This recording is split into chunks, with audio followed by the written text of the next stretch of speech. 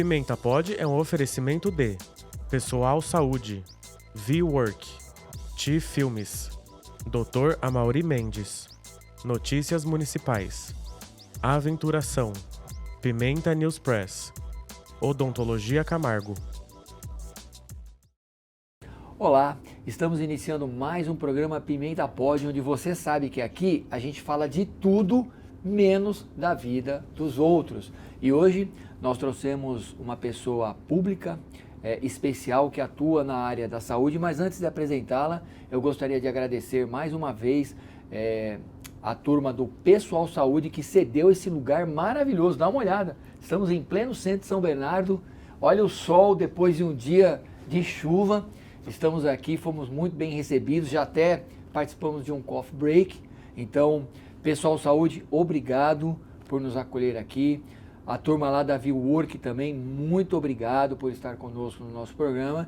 E eu já vou direto para a minha entrevistada, a doutora Kelly Pico, que é médica e gestora do Mário Covas. Acertei? Acertou, isso mesmo. Poxa, doutora, muito obrigado pelo fato da senhora ter aceitado o nosso convite. Eu que agradeço. E eu queria muito falar com a senhora, uma representante cidadã, né? Porque a senhora não é mais ligada à administração, em partes.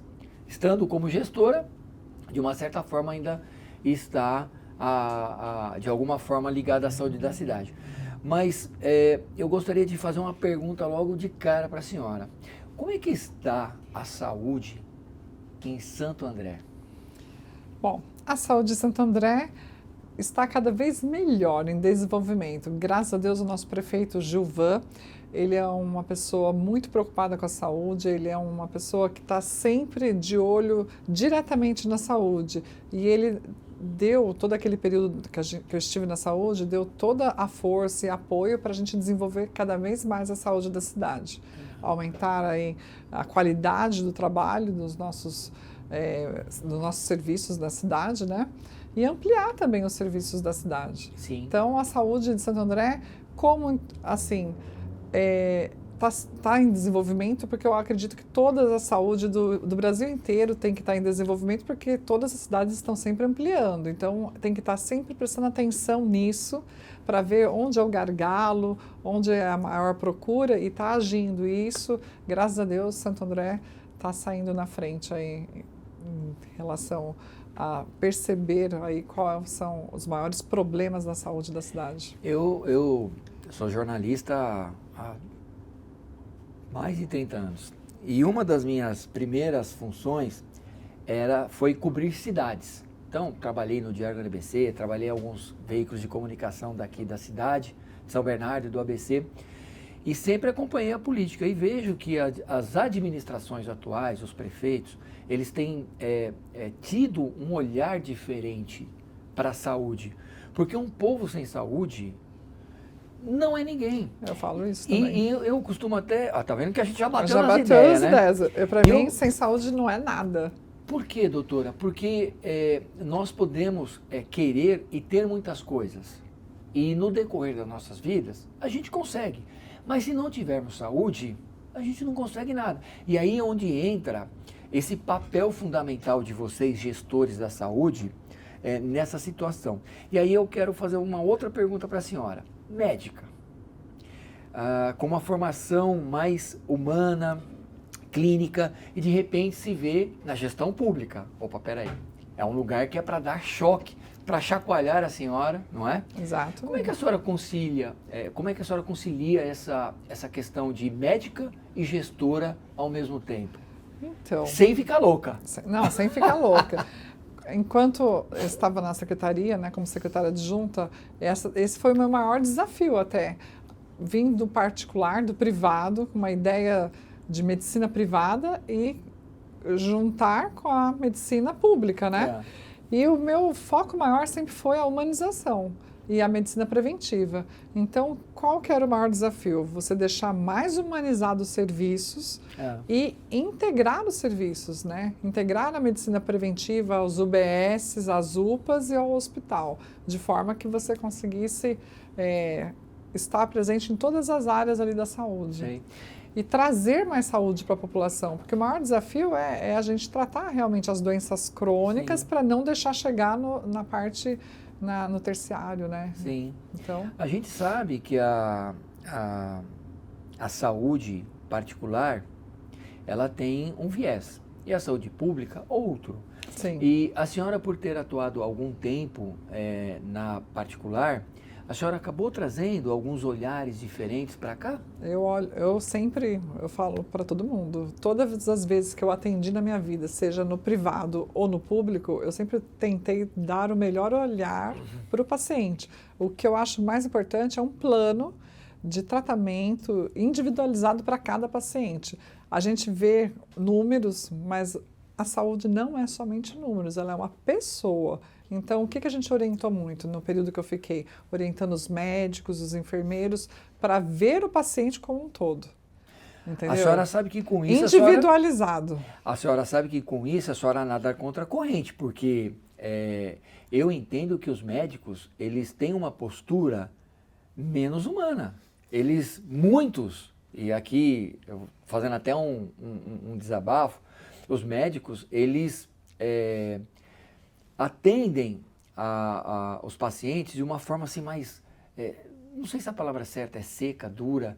E aí, quando a senhora vem com essa proposta de mais humanização, a senhora acerta em cheio a questão de ajudar a população mais carente, de uma certa forma.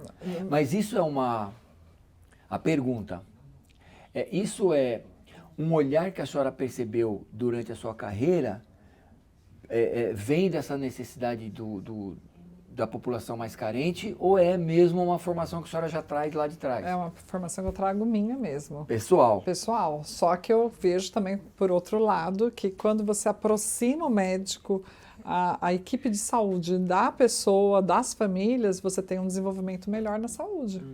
Obviamente, você vai ter um contato melhor, então você consegue perceber e prevenir mais. Sim. Porque o meu foco é prevenção, sempre foi. Exatamente. Então, eu não A senhora já quero... tem uma cabeça diferente, não, então. A minha cabeça é para prevenção. Então, a gente sempre fez várias reuniões com os médicos. Para mim, é inadmissível entrar um paciente e você não chamar pelo nome. A pessoa quer ouvir o nome dela.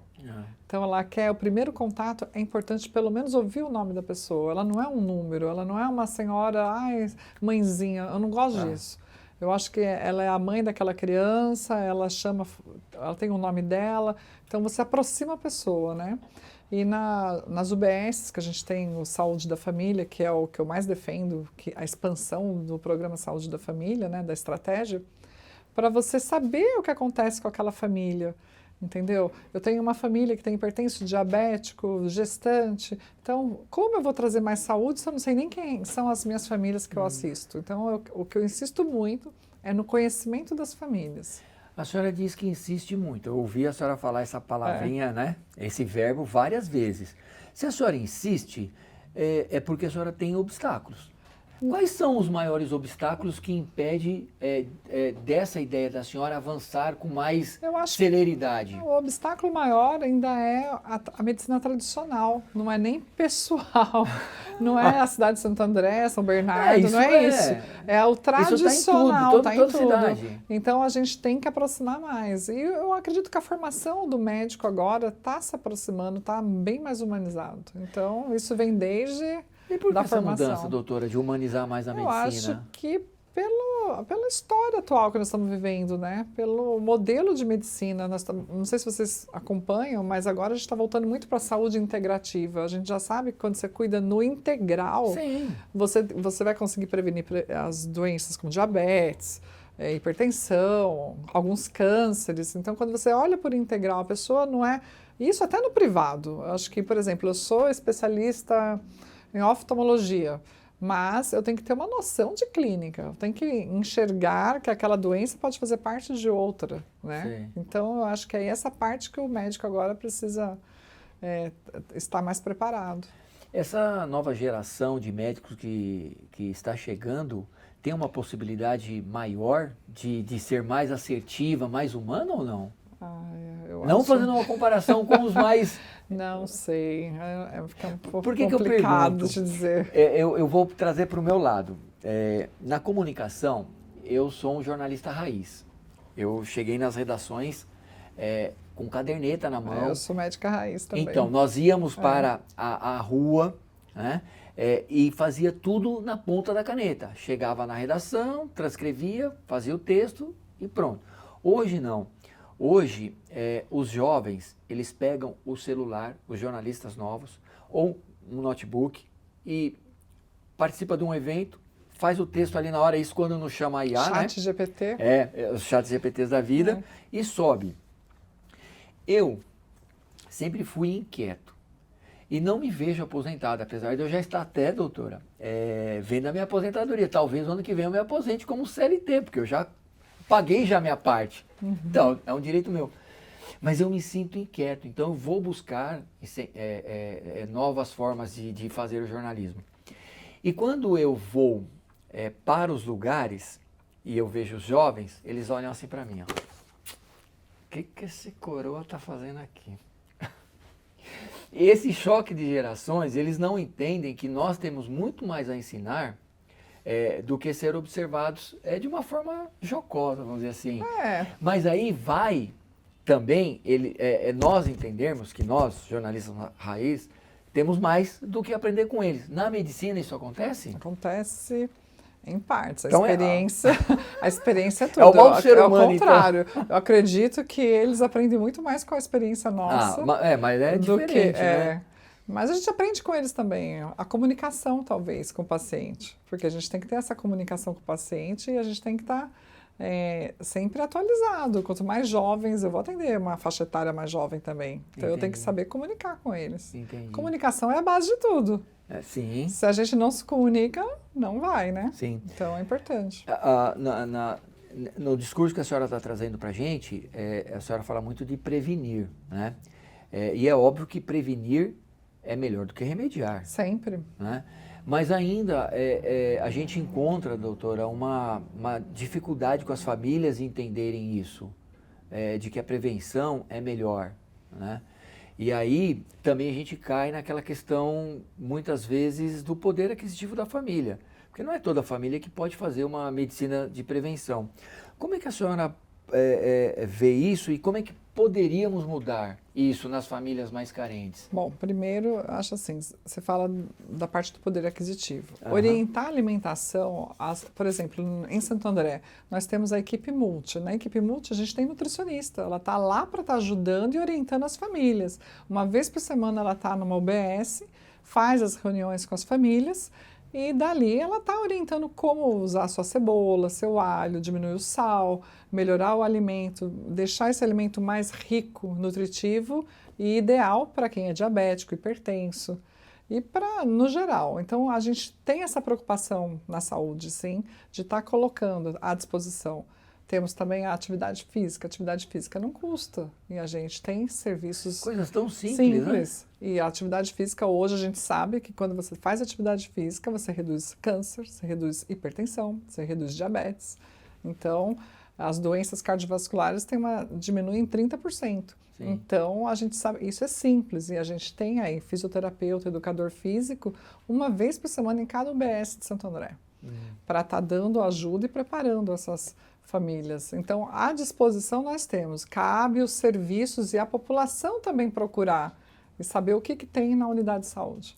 É isso que eu acho mais interessante e desafiador, a comunicação, de mostrar que você tem um serviço na cidade. Muitas vezes a pessoa acha que o serviço público é ruim, que o serviço público não tem nada, e não é verdade, a gente tem à disposição.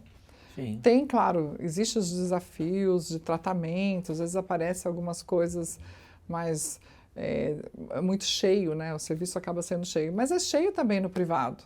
Sim. Então, não fica tão diferente, né? Principalmente nas UPAs, né? Os desafios são maiores. Sim. Mas a gente está lá, orientando. E aí, como é que a administração pública supera esses desafios? Eu acho que com orientação, muita orientação, tendo essa conversa, esse diálogo, geralmente com a população, explicando o que é a necessidade de ir numa UPA, o que é a necessidade de ir numa UBS, quando ir, orientando passar em consulta, o índice também de falta é grande, abstenção, né, que a gente fala, é alta ainda nas UBSs. Entendi. Muita gente falta.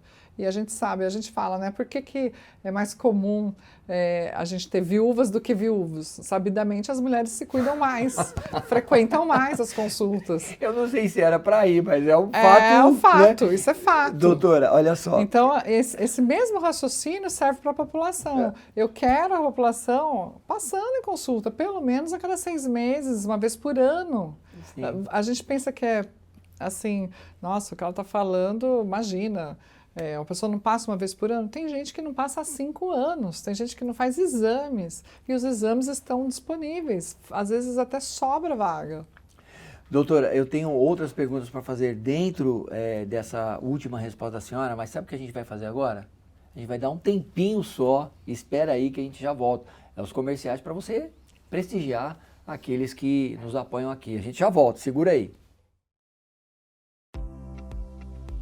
Imagine um plano de saúde prático e todo digital, que coloca você como prioridade. Um modelo rápido, sem burocracia e acessível para a sua empresa. Acesse nosso site e saiba mais. Pessoal Saúde, sua saúde do seu jeito. E aí, você precisa gravar conteúdo dentro da sua empresa, mas está com receio do custo ou da complexidade? A sua procura acabou. Levamos até você uma estrutura completa para gravação de podcasts e vídeos curtos, com qualidade de estúdio e equipe enxuta. Você traz a pauta e o ambiente, e a gente cuida de tudo: a luz, o som, as câmeras, a gravação e a entrega final. É uma solução prática para quem busca agilidade sem abrir mão da qualidade. Ideal para entrevistas com especialistas, conteúdos de redes sociais, séries internas ou gravações institucionais. Com a gente, o custo é justo e o benefício é alto. Você não precisa montar a estrutura fixa, nem contratar múltiplos fornecedores. Entregamos o resultado final equiparado ao que grandes empresas já estão fazendo, com assertividade e no formato certo para o que você precisa. Mais que praticidade, a sua marca ganha credibilidade com uma produção de qualidade. Se sua equipe de marketing está buscando uma forma de tirar projetos do papel, essa é a oportunidade. O que você procura está mais perto e mais simples do que imagina. Me chama aqui e eu te mostro o formato ideal para a sua empresa. Estamos de volta, mais uma vez, agradecendo a Pessoal Saúde por nos ceder esse espaço maravilhoso. E já vou dizendo aqui de antemão, viu, produção? Vamos conversar com a Elisângela e com o João para nós voltarmos aqui, porque olha, até eu estou me sentindo confortável com um cenário desse. Não que onde a gente grave, né? A gente grava lá no estúdio X Filmes. Então, o pessoal está aqui, ó. É muito bom lá. Mas esse cenário, parece que eu estou na minha casa, né? Delicioso. E São Bernardo, a minha família mora em São Bernardo há 52 anos. Então eu tenho uma identidade. Aqui eu fiz tudo, doutora. Eu aprendi a ser gente aqui, né? Nossa, então bom. eu tenho um amor muito grande por essa cidade. Não tenho pretensão de ser vereador, mas a senhora estava me dizendo agora, aqui posso entrar nessa seara? Pode, não tem problema. Que existe aí uma pretensão política de ocupar um cargo na Assembleia Legislativa Municipal. Por quê? Então, Com uma carreira tão consolidada, médica famosa, conhecida em toda a cidade, pra quê? Manda. Bom, porque eu tenho uma filha de 18 anos e eu tenho um filho autista.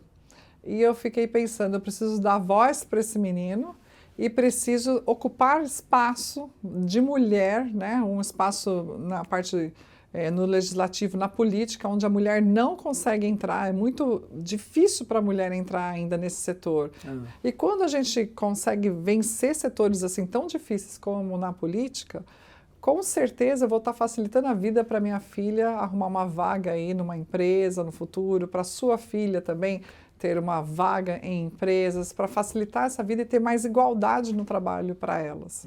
E também para o Vinícius, né? Meu filho é autista, nível 2 de suporte, e eu quero trabalhar bastante a inclusão, mas uma inclusão por amor, não uma inclusão que a gente vai lá, obriga. Eu não quero que ninguém receba meu filho porque é obrigado. Eu quero que as pessoas se conscientizem que o mundo tem que ser mais equilibrado, mais humanizado.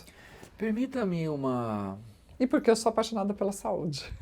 Já percebi isso. Eu amo assim a saúde. Assim como eu sou pelo jornalismo, eu também já percebi isso. Eu amo a medicina e eu acho que quanto mais vozes da medicina aí no legislativo ou no executivo, melhor a saúde da cidade. Sim. Com certeza. Permita-me uma pergunta mais pessoal.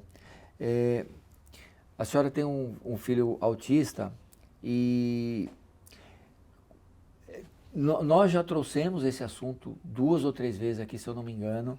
É um assunto que gera polêmica, é um assunto que é preciso, é necessário discutir, sim, mas não no sentido de ataque, mas no sentido de fortalecer um movimento que realmente atenda às expectativas dos autistas.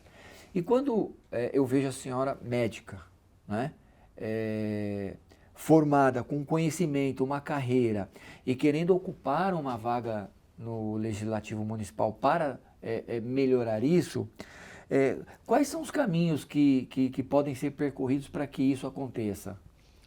Para o autismo, eu acredito muito na informação. Quanto mais falarmos, mais tiver informação na cidade ou no país, mais vai facilitar a vida dos nossos filhos. Claro que para o tratamento, sempre lutar pelo tratamento dessas crianças, né? Porque essas crianças vão crescer e vão se tornar adultos. É isso que a minha maior preocupação hoje é como vai ser receber esses adultos na vida aí de uma cidade. Como eles vão trabalhar, como vão ser inseridos no trabalho. Mas para isso eu preciso construir uma base para ele. E fortalecer as famílias atípicas também, porque o maior nível de estresse entre as mulheres, entre as mães atípicas, o nível é muito alto. O maior índice de abandono de lares de homens que abandonam suas famílias também é na família atípica. Então a gente tem dois pilares aí para construir, né? Melhorar essa informação, porque com isso o homem fica. O homem tem que entender que também a responsabilidade dele como pai dessa criança, o pai atípico. Nas pessoas que vieram aqui, mulheres, para falar sobre o assunto, mãe de autista, que tem uma ONG que cuida desses assuntos, que luta pela conscientização e coisas do gênero, e uma médica especialista nesse tema. E uma pergunta que eu fiz para elas, e foi o que a senhora me respondeu aqui agora, é justamente essa questão dos pais. Os pais, eles não estão presentes e muitas vezes, na maioria dos lares, eles acabam indo embora. Por que isso acontece? Sabendo que é filho dele também. E aí eu acho que é uma pergunta mais pessoal, né? Por que isso acontece? Olha, Pedro, às vezes o abandono não é só quando ele sai de casa, às vezes o abandono é interno. Às vezes ele é um pai que ele está ali naquela família, entra no sustento, mas é ausente. Ele nunca foi numa consulta, ele nunca levou o filho num tratamento. E a mãe tem toda aquela carga. A mãe não abandona. Não. Não digo que abandono. Existe, tá? Mães que abandonam. É raro, mas existe. Eu já vi. Tá. Existe. Mas é mais comparar difícil. Com homens? Não, 80% a gente percebe do abandono. É muito alto o índice. Eu não sei exatamente o porquê que um homem encontra o desafio. Talvez ele vê na criança as falhas dele. Pode ser uma questão aí. Né? Que ele enxerga aquela criança como se fosse um defeito e ele foge. Sim. Existe... Pode nem aceitar, né? Na maioria das vezes ele nem aceita. Não, ele nem entende também. Porque tem muitos conflitos internos que nós temos que a gente não consegue descobrir o porquê nós temos, por que somos assim, e é preciso de um trabalho de terapia. Exatamente, ele sonha com o filho para jogar bola, para falar, conversar, correr no jogo, de repente aquele filho não vai, entendeu? E a mãe já tem uma posição diferente. Acolhedora, ela não de cuidar, ela não deixa, dificilmente deixa. Mas o que a gente tem que fazer... Por que eu acho que é tão importante a informação? Não é a causa autista que eu defendo para o legislativo, eu nunca defendi, eu acho que isso para mim tem que ser natural. Tá. Eu sempre defendi muito a saúde e claro que eu nunca vou deixar de falar do autismo, faz parte da minha vida. Mas eu acredito que quanto mais informação, mostrar como é o tratamento, mostrar como lidar com essas crianças, mostrar como é a criança autista, que não é nenhum bicho, gente, não é um bicho de 7 cabeças, é uma criança que precisa de mais cuidados. Só isso. Não tem filhos aí que acabam indo para as drogas e não vai ter muitos desafios com aquele filho? Sim. Então, filho é filho. Se ele nasce com alguma um neurodivergente ou nasce com alguma patologia, vai ser tratado. É isso que as pessoas têm que parar de ter medo de acolher os próprios filhos e tratar os filhos, tanto homens quanto mulheres. Bom, eu entendo ser uma necessidade urgente disso acontecer, não só em Santo André, aqui em São Bernardo, mas em todo geral, lugar. né? Mas vamos aproveitar que nos foi revelado aqui que em 28 tem uma volta, um retorno. Então, quais seriam outras pautas defendidas por uma candidatura sua? Eu defendo muito a saúde. Eu acho que uma saúde de qualidade, não somente uma saúde no geral. Eu acho que a saúde tem que ter qualidade no atendimento, individualizado, entendeu? A gente tem que entender a pessoa e ver ela como um organismo. Ela tem a saúde mental dela, ela tem a saúde física dela, ela tem que ser integrada num todo. Trabalhar bastante a prevenção, né? E as pessoas, as equipes de saúde têm capacidade para estar levando essa informação nas famílias. Isso é importante. Eu gosto muito de trabalhar a parte do estresse. A saúde mental também é pouco falado na cidade. A gente sabe que depressão é extremamente alto o índice. A fibromialgia é uma doença que está acometendo muito a população e tem um pezinho aí na depressão, na ansiedade. Então a gente tem que começar a parar de olhar a doença, olhar o ser humano como um todo e promover saúde por inteiro naquela pessoa. Olha só, a produção fez uma pergunta aqui. Eu tô com uma colinha aqui, geralmente eu não uso. Eu não tenho a minha colinha. Mas olha só, o que foi dito agora vem de encontro a essa pergunta. Parece que, sabe? Então eu vou ler para que possa ser respondida. Olha só, hoje, que é o que a senhora falou agora há pouco aí. Tanto o SUS quanto a saúde suplementar enfrentam desafios semelhantes. Como o envelhecimento da população e o aumento das doenças crônicas, como é que esses dois sistemas podem trabalhar de forma mais integrada em benefício dos pacientes? Através da prevenção. Eu sabia que ia vir. Sempre. E eu vou longe. Você vai chegar com que idade? Você quer chegar aos 90, 95? Mas você quer chegar aos 95 como? Minha vovó morreu com 107. Então você tem chance de chegar aos 100. Meu pai está com 86 e a mamãe 79. A pergunta Minha família como? É longeva. Então, como chegar lá? Vamos chegar acabado, destruído, de bengalinha? Não, né? A gente quer chegar produtivo. Eu quero ser produtiva até os 80, tranquilamente. Eu acho que eu tenho capacidade física e mental para isso. E não é só uma questão física, mas também, eu entendo que a pessoa, para poder viver melhor e mais, é preciso uma junção de fatores. Sim. Saúde mental, nós já trouxemos vários especialistas para falar disso. Tratamento de estresse, trouxemos crônico. especialistas para falarem de questão física e até uma coisa, eu não sei se vai ter uma concordância aqui, mas a questão da espiritualidade também. Nós recentemente recebemos aqui o Rinaldo Comisso, aqui de Santo André. Ele trouxe um relato que impactou a minha produção e com certeza quem assistiu. E ele tinha um tipo de vida. E num determinado momento, ele teve que parar. Fumava 2 cigarros por dia, 2 maços de cigarros por dia, etc, etc. Vou adiantar a história. No final, ele encontrou na caminhada, um exercício físico, a solução e parte da cura para os BOs dele. Porque na caminhada ele se exercitava, ele praticava a higiene mental e a questão dele se religar a Deus. Então, eu entendo ser extremamente importante essas 3 questões. E até onde nós podemos, doutora, levar isso como uma via de regra para a nossa vida? Ou não? Sempre, corpo, mente e alma, os 3 pilares da vida.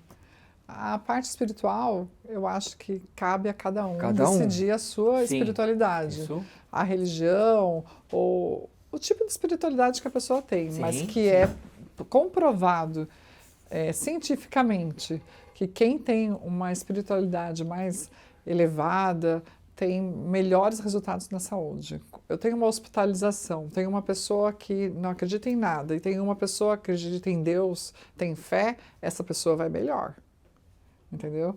É bem importante, sim, a espiritualidade. Tanto é, por exemplo, no Hospital Mário Covas, a gente tem as capelanias, a gente tem o pessoal os pastores, a parte evangélica, a gente tem os padres, a católica, tem a espírita também. Sim. Então, a gente tem uma capelania lá, fazem reunião uma vez por mês, cada um faz a sua, frequenta os andares, quem eles permitem receber, eles fazem as visitas.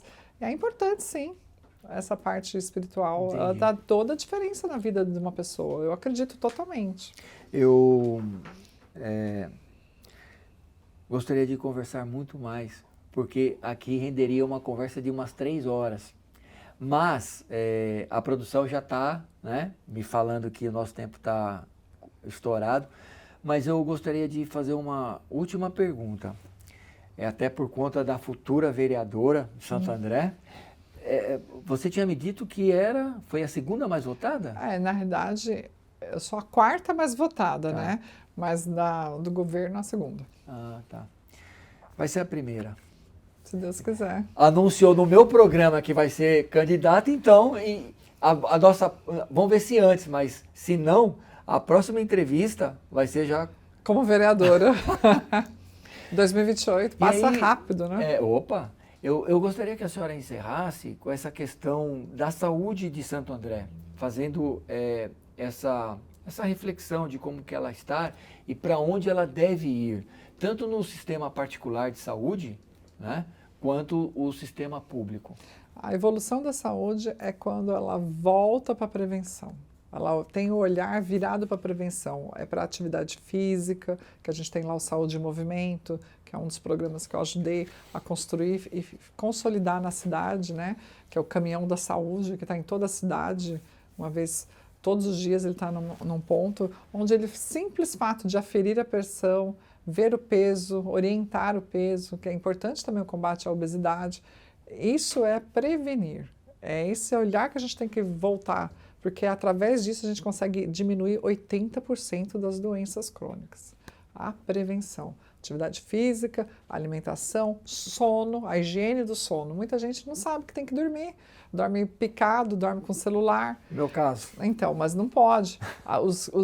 Os índices de Alzheimer, eles aumentam muito quando você tem um índice de colesterol alto e quando você dorme pouco.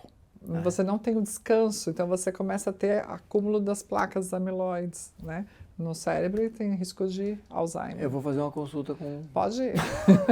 Então, cortisol, estresse, combate ao estresse. Combater o estresse é orientar, gerenciar. Hoje já tem profissionais que só gerenciam estresse. E isso daí são coisas que não vai demandar dinheiro, custo, e vai diminuir um gasto enorme lá na frente. Uma pessoa hipertensa controlada, um diabetes controlado, o diabetes, por exemplo, diminui a cegueira, diminui as amputações, diminui o infarto. Infarto é um custo alto, gente. Quando você vai para um hospital lá, você vai fazer um cateterismo, você vai internar, você vai preparar aquela pessoa para ser operada. Então, é todo um custo alto e um desgaste emocional para a família e para o doente. Então, tudo isso pode ser evitado. E a gente fala, então, né, a gente fala, insiste. Eu ainda acredito que é informação. Quanto mais informação, mais a gente insistir, colocar os grupos, né, de saúde lá mesmo para cuidar da população, orientar desde a gravidez dessa pessoa, fazer um belo de um pré-natal, fazer um pré-natal de qualidade, né? Fazer um pré-natal qualquer não chega a lugar nenhum, mas um pré-natal de qualidade, sim. Você vai já construir a saúde daquele ser humano desde o útero. Sim. Então, o caminho é fazer a população entender que a prevenção é a melhor coisa para o ser humano. Vai diminuir câncer, doenças cardiovasculares. Eu acredito nisso. É nessa tecla que eu insisto tanto, que eu bato tanto. Doutora, muito obrigado. E a vitamina D, gente. Vitamina D? Olha, não esqueça da vitamina D. Suplementem a vitamina D de vocês quando estiver muito baixo. É saúde mental também, viu? A senhora tem de consultório próprio? Tem um consultório particular. As pessoas que quiserem encontrar, como é que faz? Então, pelo meu Instagram, eu tenho 2 Instagram, tá? Manda lá. O Instagram da vereadora, da futura candidata, que é a doutora Kelly Pico, é o pessoal meu. Lá eu falo de diversos assuntos, falo de saúde, falo de bem-estar, atualidade, falo de bastante coisa. E o da clínica, que aí não, é só voltado para a saúde preventiva, né? Eu faço a medicina integrativa, eu faço reposição hormonal, faço também tratamento estético, minha formação é dermatologia e também medicina preventiva e saúde da família. Por isso que eu acabei juntando tudo, né? E é o Clínica Doutora Kelly Pico. Tem unidade Santo André e unidade São Paulo. Tudo que a senhora falou aí eu estou precisando. Ah, eu vou fazer uma consulta. Não, eu sou apaixonada por essa área de prevenção e prevenção da pele, envelhecimento. Como você quer envelhecer? Né? Vamos trazer uma outra oportunidade de falar sobre isso. Vamos falar saúde óssea, saúde mental. Homem e mulher? Homem e mulher, Fechou. tudo. Então já está fechado aqui, a galera já está sabendo. Muito obrigado Eu que agradeço, pela participação. Sucesso nos seus planos, principalmente na condição de vereadora lá da cidade de Santo André. Quero representar a minha cidade e as mulheres da cidade. Né? Fazer essas mulheres votarem mulheres. Né? Porque a gente precisa de mais mulheres. A humanização é uma característica da mulher e dá o equilíbrio para a sociedade. Não é quem é melhor, homem ou mulher. Não existe isso. Sim. É simplesmente o equilíbrio. Ok. Muito obrigado e até a próxima. Até. Eu que agradeço. Nós vamos ficando por aqui. Obrigado pela sua audiência. Mais uma vez, eu quero que vocês contemplem esse cenário. E obrigado, Pessoal Saúde. Obrigado, ViewWork. Obrigado, Chief Filmes. Obrigado à nossa produção. E principalmente para você que tem nos seguido, tem comentado lá. A gente fica muito feliz com os comentários de vocês. Mas ajudem, tá? Repassem o link do nosso canal para os seus colegas, para os seus familiares, e a gente vai continuar aqui fazendo a nossa parte como um podcast informativo que fala de tudo, tá? Menos da vida dos outros. Um forte abraço e até a próxima.